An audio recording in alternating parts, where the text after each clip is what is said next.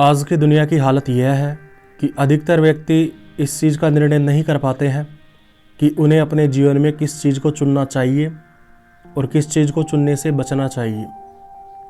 निर्णय लेने के मामले में अधिकतर व्यक्ति भ्रमित रहते हैं, तनावग्रस्त रहते हैं। एक व्यक्ति निर्णय लेने से डर जाता है या उसे अपने निर्णय पर विश्वास नहीं हो पाता है क्योंकि उसके अंदर दो विपरीत आवाज़ें चलती रहती हैं। एक आवाज़ उससे कहती है कि इस कार्य को कर, तो दूसरी आवाज़ उससे कहती है कि इस कार्य से दूर रहो। एक आवाज़ उससे कहती है और अपने पक्ष में कई दलीलें पेश करती है कि ऐसा करना ठीक है, और दूसरी आवाज़ उन सभी दलीलों को काटते हुए कुछ अतिरिक्त दलीलें देकर यह साबित करने की कोशिश करती है कि वह करना ठीक है। इन दोनों आवाज़ों में संघर्ष चलता रहता है।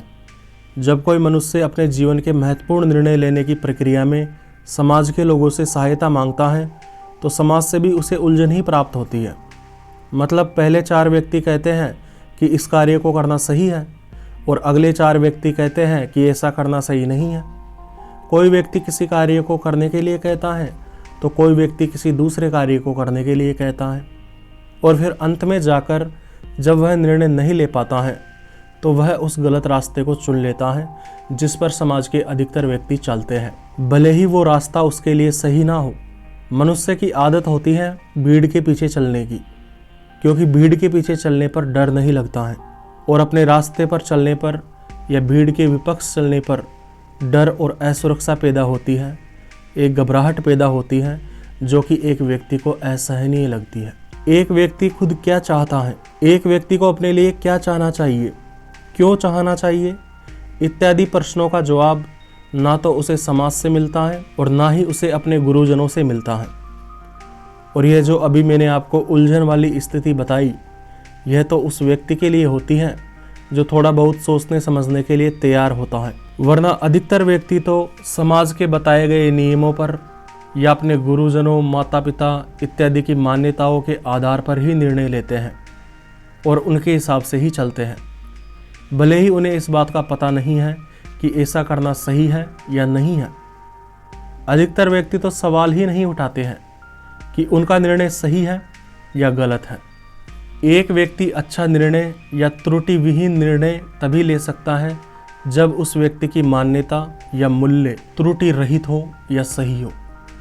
अगर किसी व्यक्ति के मूल्य एवं मान्यता में ही दोष हैं तो ऐसा व्यक्ति अपनी बर्बादी के रास्ते को चुनेगा और उसे सही मानते हुए अंधभक्त की तरह आगे बढ़ता रहेगा। उदाहरण स्वरूप, यदि एक व्यक्ति के जीवन मूल्य लोभ और लालच से प्रेरित है तो उसे वही फैसले अच्छे लगेंगे जिनमें उन्हें लोभ और लालच दिखाई देगा। इस प्रकार यदि एक व्यक्ति के जीवन मूल्य गलत आधार पर टिके हुए हो तो ऐसा व्यक्ति अपने लिए गलत निर्णय लेता है, और गलत निर्णय लेने का मतलब है कि आगे जाकर पछताना। देखा जाए तो वास्तव में एक व्यक्ति के जीवन में सही जीवन मूल्यों का होना उसके जीवित रहने से भी ज़्यादा इम्पोर्टेंट है, क्योंकि एक व्यक्ति जिसके कोई जीवन मूल्य नहीं होते हैं वह समाज के लिए बोझ होता है, अपने राष्ट्र के लिए या अपने परिवार के लिए बोझ होता है। ऐसा व्यक्ति जिसके कोई जीवन मूल्य नहीं है वह मरे हुए व्यक्ति से भी बेकार होता है, क्योंकि मरा हुआ व्यक्ति कम से कम धरती पे बोझ तो नहीं होता है। इस प्रकार अपने जीवन में सही मूल्य और मान्यताओं का होना बहुत ज़्यादा जरूरी है। सही जीवन मूल्य क्या होते हैं? सही जीवन मूल्य वे मूल्य होते हैं जो एक व्यक्ति के जीवन को अर्थपूर्ण बनाते हैं, सार्थक बनाते हैं, तथा जिन्हें धारण करने पर या उनके अनुकूल जीवन जीने पर उसका जीवन आनंदपूर्ण बन जाता है।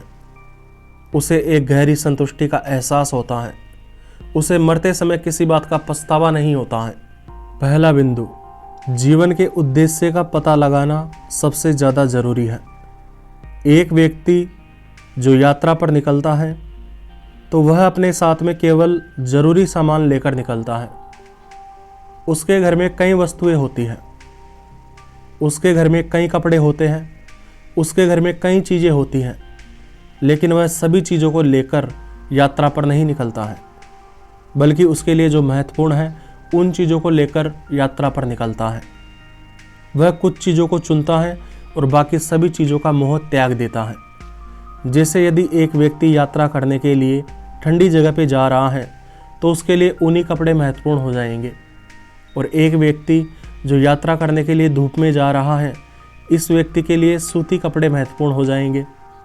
ठीक उसी प्रकार आपकी ज़िंदगी में क्या चीज़ महत्वपूर्ण है, क्या चीज़ महत्वपूर्ण नहीं है, कौन से लोग आपके लिए महत्वपूर्ण हैं, कौन से व्यक्ति आपके लिए महत्वपूर्ण नहीं है, कौन सी बातें, कौन से विचार आपके लिए ज़रूरी हैं या ज़रूरी नहीं है, इत्यादि सब बातों का निर्धारण हमारे जीवन के उद्देश्य के हिसाब से होता है। एक व्यक्ति के लिए अपने जीवन का उद्देश्य ढूंढना बहुत ज़्यादा ज़रूरी होता है, क्योंकि जब व्यक्ति अपने जीवन का सही उद्देश्य ढूंढ लेता है तो वह अपने जीवन मूल्य निर्धारित कर सकता है, और जीवन मूल्य को निर्धारित करने से, अपनी सही मान्यताओं को निर्धारित करने से वह अपने लिए बढ़िया से बढ़िया निर्णय ले सकता है, अपने जीवन को बेहतर से बेहतर बना सकता है, इतना बेहतर बना सकता है कि उसे मरते वक्त किसी बात का अफसोस ना हो। जीवन भी एक यात्रा की तरह ही है, और हमें अपनी यात्रा को बेहतर बनाने के लिए कुछ चीज़ों को लेना पड़ता है और कुछ चीज़ों का त्याग करना पड़ता है। अब मैं आपको कुछ मूल्यावलियों के बारे में बताता हूँ। पहली मूल्यावली में वह सब तत्व शामिल होंगे जो एक व्यक्ति को सच्चा मनुष्य बनाते हैं। मनुष्य योनि में जन्म लेने के बाद में हमारा सबसे पहला कर्तव्य होता है कि हम वास्तव में मनुष्य बने। हमारा कर्तव्य होता है कि हम अज्ञानी बनकर पशुओं के जैसा व्यवहार ना करें। अगर एक आदमी पशु के समान व्यवहार करेगा तो वह पशु कहलाएगा। इस प्रकार हमारा पहला कर्तव्य होता है कि हम एक अच्छे मानव बने, और एक अच्छा मानव बनने के लिए हमें कुछ बातों का ध्यान रखना पड़ता है। वे बातें मैं आपको बताता हूँ। पहली बात, अपनी स्वेच्छा से अपनी शारीरिक, मानसिक, आध्यात्मिक, नैतिक और कलात्मक शक्तियों का विकास करना। दयालु बनना और ऐसा कोई भी कार्य नहीं करना जिसकी वजह से हमारी ये शक्तियाँ बर्बाद हो। अगली बात, अपने कल्याण और रुचियों के हिसाब से अपना भौतिक कर्तव्य क्षेत्र चुनना, अर्थात सही काम को चुनना और गलत काम को चुनने से बचना एक मनुष्य की जिम्मेदारी है। अगली बात, अपने विवेक का विकास करना तथा ऐसा कोई भी कार्य नहीं करना जिससे आपके विवेक को नुकसान पहुँचे। अगली बात, अपने अहंकार का नाश करते रहना और ऐसा कोई भी कार्य नहीं करना जिससे आपके अहंकार को बढ़ावा मिले। अगली बात, अपनी मर्जी से दूसरों को सुख पहुंचाने का प्रयास करना और उनके दुख दूर करने का प्रयास करना। अगली बात, अपने कार्य को करने के लिए तथा कर्तव्य पालन के लिए अपनी संकल्प शक्ति का प्रयोग करना। अगली बात, ऐसे व्यक्तियों तथा पुस्तकों तथा विचारों की संगति में रहना जिससे आपका व्यक्तित्व विराट बने। अब हम दूसरी मूल्यावली की बात करते हैं। किसी भी व्यक्ति के जीवन में 3 मौलिक उद्देश्य होते हैं। पहला मौलिक उद्देश्य होता है अपनी आत्मा को असीमता में विलीन करना, अर्थात पूर्णता प्राप्त करना। दूसरा मौलिक उद्देश्य होता है दूसरों के दुखों को बांटना, और तीसरा मौलिक उद्देश्य होता है दूसरों को सुख पहुंचाने का प्रयास करना। मैंने जो अभी आपको ये 3 उद्देश्य बताए, ये तीनों उद्देश्य शाश्वत है। इस प्रकार हमारी दूसरी मूल्यावली में वे सभी तत्व, कर्म, विचार, वचन, परिस्थिति, व्यक्ति शामिल होंगे जो इन तीनों उद्देश्यों की पूर्ति करेंगे। अब हम तीसरी मूल्यावली की बात करते हैं। अभी थोड़ी देर पहले मैंने आपको मनुष्य के 3 मौलिक उद्देश्य बताए थे। चूँकि उन तीनों मौलिक उद्देश्यों की पूर्ति के लिए एक व्यक्ति का जिंदा रहना आवश्यक है, इसीलिए मूल्यावली के तीसरे भाग में हम उन सभी विषयों को रखेंगे जो एक मनुष्य को जिंदा रहने के लिए आवश्यक है। एक मनुष्य के जीवित रहने की दृष्टि से हवा, पानी एक व्यक्ति के लिए बहुत ज़्यादा महत्वपूर्ण होते हैं। हवा इम्पोर्टेंट है, लेकिन एयर कंडीशनर अर्थात एसी की हवा स्वास्थ्य की दृष्टि से उतनी महत्वपूर्ण नहीं है। ये मेरे विचार नहीं हैं, ये लेखक भारतेंदु जी के विचार हैं। मैं केवल उनके विचारों को प्रस्तुत कर रहा हूँ। ठीक उसी प्रकार पानी हमारे लिए आवश्यक है तथा अमूल्य तत्व है, लेकिन फ्रीज में ठंडा किया हुआ पानी उतना महत्वपूर्ण नहीं है। ठीक इसी प्रकार अन्न हमारे लिए महत्वपूर्ण है, लेकिन स्वाद के लिए चुना गया भोजन स्वास्थ्य की दृष्टि से उतना महत्वपूर्ण नहीं है। एक व्यक्ति को महत्वपूर्ण तत्व तथा कम महत्वपूर्ण तत्व के बारे में पता होना चाहिए। कम महत्वपूर्ण तत्वों की वजह से हमें अमूल्य तत्वों को त्यागना नहीं चाहिए। उदाहरण स्वरूप, कई व्यक्ति लोभ लालच के चक्कर में प्रेम, विश्वास जैसे अमूल्य तत्वों को दांव पर लगा देते हैं। कई व्यक्ति भ्रष्टाचार करके पैसे बटोरने के चक्कर में अपने मूल्यवान तत्व इज्जत को दांव पर लगा देते हैं। अगर मैं आपसे पूछूं कि आपकी ऐसी महत्वपूर्ण चीज़ क्या है जिसके खातिर आप अपने प्राण भी त्याग देना चाहेंगे, आप में से अधिकतर लोगों का जवाब होगा कि हमारी इज्जत ही वो महत्वपूर्ण चीज़ है। और बात सच भी है कि एक व्यक्ति की इज्जत उसके लिए सबसे ज़्यादा महत्वपूर्ण होती है। एक पिता जिसकी अविवाहित बेटी गर्भवती हो जाती है तो उसका पिता कहता है कि हे भगवान, यह होने से पहले तूने मुझे उठा क्यों नहीं लिया, तूने मेरे प्राण क्यों नहीं ले लिए। एक व्यक्ति जो भ्रष्टाचार की वजह से बेइज्जत होता है, उसके शब्द भी कुछ ऐसे ही होते हैं। इस प्रकार एक व्यक्ति इज्जत के लिए आत्महत्या करने से भी पीछे नहीं हटता है। लेकिन बड़ी अजीब बात है, फिर भी कुछ लोग अपनी इज्जत को दांव पर लगाकर पैसे और धन के पीछे भागते रहते हैं। कुछ लोग होते हैं जो इज्जत के लिए अपनी जान देने के लिए तैयार हैं, और कुछ लोग ऐसे होते हैं जो धन पैसों के लिए अपनी इज्जत को गंवाने के लिए भी तैयार हो जाते हैं। जो व्यक्ति सुखी जीवन के रहस्य को समझते हैं, वह इस बात को भी समझते हैं कि कोई निर्णय जो उन्हें अभी बिल्कुल भी पसंद नहीं है, लेकिन वे जानते हैं कि यदि वे इस निर्णय के हिसाब से कार्य करेंगे तो वे भविष्य में आने वाले कई दुखों से बच सकते हैं। तो अपनी नापसंदगी के बावजूद भी वो उस काम को करने लग जाते हैं। अब हम चौथी मूल्यावली की बात करते हैं। मनुष्य एक सामाजिक प्राणी है और उसे समाज में अपने कई दायित्वों को निभाना पड़ता है। एक मनुष्य को अपने जीवन में कई दायित्वों को निभाना पड़ता है। उन सभी दायित्वों की सूची देना संभव नहीं है, लेकिन फिर भी मैं आपको कुछ महत्वपूर्ण दायित्वों के बारे में बताऊंगा जिन्हें आपको निभाने का प्रयास करना चाहिए। पहला दायित्व, सर्वोपरि दायित्व है आदि ऋण से मुक्ति। सबसे पहले समझते हैं कि आदि ऋण क्या होता है। हमें किसी भी चीज़ की आवश्यकता होती है तो हम बाजार जाते हैं और कुछ रुपए देकर वह चीज़ खरीद लाते हैं, लेकिन वास्तव में देखा जाए तो उसकी पूरी कीमत केवल पैसे चुका देने भर से नहीं चुक जाती। जैसे उदाहरण स्वरूप आपने पहनने के लिए कोई सूती वस्त्र खरीदा तो वास्तव में आप कई व्यक्तियों के ऋणी हो जाते हैं। मतलब किसी व्यक्ति ने कपास को बोया, फिर किसी ने उस कपास से धागा बनाया, फिर किसी ने धागों के माध्यम से कपड़ा बनाया, फिर किसी ने उस कपड़े को सिला, फिर किसी ने उस कपड़े को रंगने का काम किया। यदि हम और डिटेल में जाए तो कपड़े को बनाने के लिए जिन जिन मशीनों का प्रयोग हुआ, उन मशीनों को किसी ने बनाया। यदि हम और डिटेल में जाए तो उन मशीनों के कलपुर्जों को कई व्यक्तियों ने बनाया। इस प्रकार किसी एक चीज़ के पीछे, अर्थात प्रत्येक चीज़ के पीछे असंख्य लोगों का योगदान होता है। अब सवाल आता है कि यह ऋण कैसे चुकाया जा सकता है। तो इसका एक सीधा सा जवाब है, अपने काम को अपनी पूर्ण क्षमता के साथ में करने का प्रयास करना। आप जो भी करते हैं, यदि आप उसे पूरा मन लगाकर करते हैं, पूरी ईमानदारी के साथ में करते हैं, पूरी मेहनत से करते हैं, तो इसका मतलब है कि आप आदि ऋण से मुक्त हो रहे हैं। आप इस ऋण से मुक्त हो, इसके लिए ज़रूरी है कि आप इस संसार को किसी कला, विचार या वस्तु या किसी भी माध्यम से संसार को सेवा प्रदान करें, संसार को प्रदान करने का काम करें। दूसरा दायित्व, जीवन की अवस्था के अनुरूप दायित्वों की गणना। इस बिंदु में मैं आपको समझाऊंगा कि जीवन में विभिन्न अवस्थाओं जैसे बाल्यावस्था, किशोरावस्था, युवावस्था, वृद्धावस्था इत्यादि में अपने दायित्वों की गणना किस हिसाब से करनी चाहिए।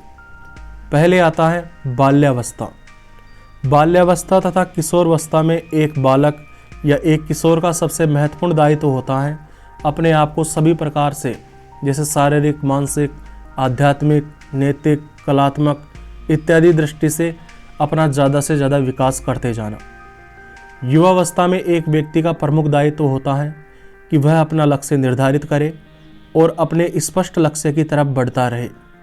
हर असफलता के बाद में अपनी गलतियों को सुधार कर दोबारा प्रयास करने का इच्छुक रहे और किसी भी हाल में अपने लक्ष्य को सही तरीके से प्राप्त करके रहे। जब एक व्यक्ति गृहस्थ आश्रम में प्रवेश करता है तो उसकी सबसे बड़ी जिम्मेदारी होती है कि वह अपने परिवार का अच्छे से पालन पोषण करे और अपने बच्चों को अच्छे संस्कारों से परिचित करवाए और उन पर चलने के लिए उन्हें प्रेरित करे। अपने बच्चों को इस प्रकार के संस्कारों से पूरित करना चाहिए जिससे कि वह राष्ट्र को देने वाले बने, ना कि एक राष्ट्र से केवल लेने वाले बने। उनको हर क्षेत्र में संपन्न बनने की शिक्षा देनी चाहिए। इसके अलावा सत्य और न्याय के प्रति हमारा दायित्व होता है कि हम सत्य का सम्मान करके न्याय की मर्यादा के आगे किसी की भी मर्यादा को स्वीकार न करें। वृद्धजनों और गुरुजनों के प्रति हमारा दायित्व होता है कि हम उनकी अपने सामर्थ्य के अनुसार सेवा करें। मानवता और स्वतंत्रता के प्रति हमारा दायित्व होता है कि हम एक अच्छे मानव बनके खुद के तथा दूसरों के अधिकारों की रक्षा करें। अब हम 5वीं मूल्यावली के बारे में बात करते हैं। अभी तक मैंने आपको 4 मूल्यावलियों के बारे में स्पष्ट रूप से समझाया था। उन चारों मूल्यावलियों में वे सभी विषय शामिल थे जिनसे एक मनुष्य समाज का हिस्सा होने के नाते बच नहीं सकता। लेकिन इस 5वीं मूल्यावली में वे सभी विषय शामिल किए जाएंगे जो तब भी उतने ही प्रामाणिक रहेंगे जब इस संसार में कोई व्यक्ति अकेला जिंदा बचेगा। इस पूरे संसार में भले ही केवल एक व्यक्ति ही जिंदा हो, तब भी वे विषय शामिल होंगे। संसार सत्य, न्याय इत्यादि जैसे शाश्वत मूल्य की चाहे कितने ही बड़े स्तर पर अवहेलना करना शुरू कर दे, लेकिन ये मूल्य हमेशा शाश्वत थे, शाश्वत हैं और शाश्वत रहेंगे। कुछ दर्शनकारों का कहना है कि इस संसार में सभी चीज़ें नश्वर हैं, इस वजह से कोई भी मूल्य शाश्वत नहीं हो सकता। अर्थात सत्य, न्याय जैसे मूल्य हमेशा प्रासंगिक नहीं हो सकते। वे कहते हैं कि संसार परिवर्तनशील है, इसीलिए कोई मूल्य शाश्वत नहीं हो सकता। इस प्रकार के कई तर्कों के माध्यम से वे इस बात को साबित कर देते हैं कि समय के साथ में समाज के मूल्य बदल जाना भी जरूरी होता है। वर्तमान में धन, पैसा, प्रसिद्धि तथा सत्ता प्रमुख मूल्य बन चुके हैं, भले ही इनके लिए सत्य, न्याय तथा मानवता की भावनाओं को क्यों ना त्यागना पड़े। लेकिन यह बात पूर्ण रूप से निश्चित है कि जिस व्यक्ति के जीवन में केंद्रित मूल्य धन, पैसा, प्रसिद्धि भले ही वो गलत तरीके से हासिल की जाए या सही तरीके से हासिल की जाए, तो ऐसा मनुष्य अंततः अपना विनाश स्वयं कर लेता है। मूल्यावली का यह भाग अनुभूति जगत से संबंधित है, भावनाओं से संबंधित है, और चूंकि भावनाएं और अनुभूतियां हमारी आत्मा से संबंधित होती हैं, इस वजह से ये अपरिवर्तनीय होती है। उदाहरण स्वरूप वाल्मीकि की रामायण को सुनकर लोग जैसा उस समय महसूस करते थे, आज भी वैसा ही महसूस करते हैं। बिल्कुल भी फर्क नहीं आया। मिर्जा गालिब, तुलसी, सूरदास, मीराबाई, शेक्सपियर इत्यादि लोगों की कृतियों से लोग उस समय जितना प्रभावित होते थे, आज भी उतना ही प्रभावित होते हैं। तो उम्मीद करता हूँ आज की बात आपको समझ में आ गई होगी। मुझे इतना ध्यान लगाकर सुनने के लिए आपका दिल से धन्यवाद।